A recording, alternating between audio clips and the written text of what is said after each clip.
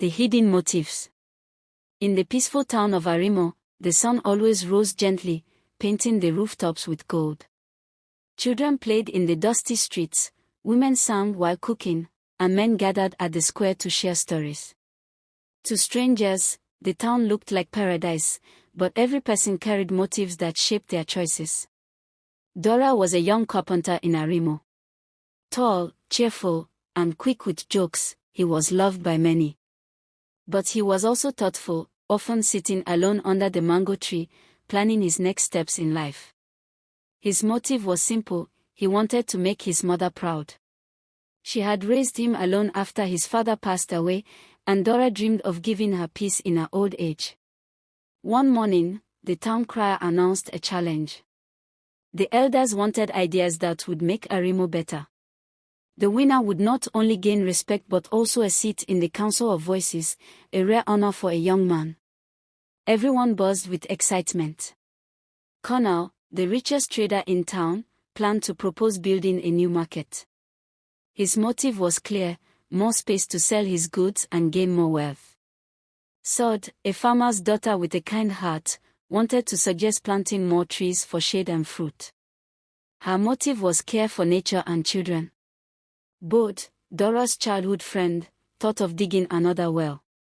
His motive was noble: he wanted his sick father to stop struggling with fetching water.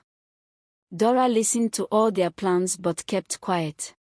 He smiled and nodded, though inside his mind, he was shaping something different.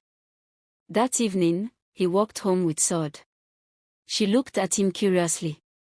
"Dora, why haven't you spoken of your idea?" she asked. He grinned. "Because my motive is not just to speak, but to say something that will last." Sod laughed, not fully understanding, but she admired his calmness. The day of ideas. When the big day came, the market square was filled with people. The elders sat under the shade of the old tree, listening one by one. Connell stepped forward first. He spoke boldly about a new market, painted pictures of large stalls and wide spaces. Many traders clapped, but some muttered quietly, "Will this only help the rich?" Then both spoke about digging another well. The crowd nodded in agreement: water was life, and it would surely help. Sod followed. She spoke gently about planting trees for shade, fruit, and clean air. The children cheered at the thought of sweet mangoes falling from the sky. Finally, it was Dora's turn.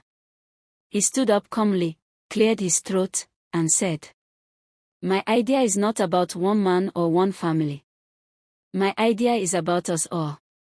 Every week, let us have a day when we work together, not for money, but for one another. Farmers can share food, carpenters can fix chairs, traders can teach children to count, and everyone can lend a hand to the weak. In this way, no one will be left behind, and Arimo will not only grow in wealth but also in love." The square grew silent. People looked at one another, thinking. Then, slowly, smiles spread. The elders nodded.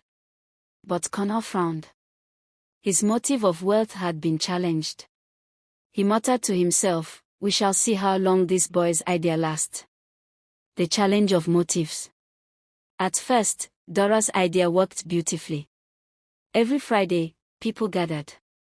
Farmers gave yams, carpenters repaired stools, traders helped children. Laughter filled the streets, and even the poorest felt included. But soon, Connell began to stir trouble. He whispered to some traders, "Why give your time for free? Dora is only seeking fame." Others began to question, "What if Dora is using this to rise above us all?" Rumors spread. Some people stopped coming on Fridays. Others came but with grumbling hearts. One evening, Dora sat with his mother. His face was heavy. "Maybe I was wrong, Mama. Maybe people only help when there is a reward," he said. His mother touched his hand gently. "My son, motives are like seeds. Some are pure, some are selfish. Do not be discouraged when weeds grow. Pull them out, and the good seeds will still bloom." Those words lit a new fire in Dora. The test of friendship. The next Friday, only a few people showed up. Among them was Sword, always loyal, and Bold, who believed in Dora's heart. Together, they worked twice as hard, fixing broken stools, sharing food, and teaching children. Their small efforts spoke louder than the crowd's absence. Slowly, people began to notice. They saw the children laughing as they learned to count, the widow smiling with gifts of yam, the broken stools shining like new. Shame touched their hearts. Even some who had doubted returned quietly, joining in again. Connor, seeing this, grew more upset. But one day, his own store caught fire by accident. His goods were destroyed. He expected the town to laugh at him. Instead, Dora and the people rushed to help. They rebuilt his store, carried water, and even gave him food. Connor was silent. That night, he wept quietly in his room. For the first time, he realized the power of Dora's motive. It was not pride, but love. Arimo transformed. Months passed, and the town of Arimo changed. The Friday of Hands, as people began to call it, became a tradition. Children grew up seeing it as normal to help one another. Families became closer, and even strangers were treated as friends. Dora never boasted, but his name spread with respect. The elders gave him the seat of honor, not just for his idea, but for his heart. His mother, sitting in the front, smiled through tears.